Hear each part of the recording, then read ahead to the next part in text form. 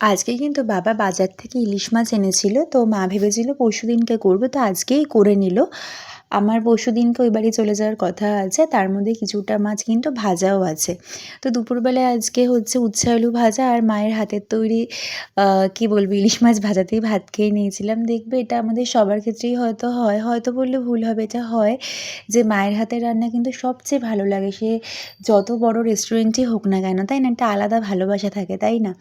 আর এখন বিয়ের পর বুঝতে পারি, মানে সবসময় তো আর মানে কি বলবো, খাওয়া হয় না মায়ের হাতের রান্না। তা বিয়ের আগের থেকেও আরও বেশি স্পেশাল লাগে। তো যাই হোক, কালকে তো মানে পূর্ণিমা আছে। বাবা দেখো ঠাকুরের জন্য ফল বাজার করেছে, আর ওদিকে গোপুসোনা ঘুমিয়ে পড়ছে। কালকে সকালে কিন্তু দুধটা আনবে, কারণ আমাদের কিন্তু শিরনি দিতে হয়। কারণ যেহেতু রাম ঠাকুর আছে, প্রত্যেক পূর্ণিমায় তাকে দেন।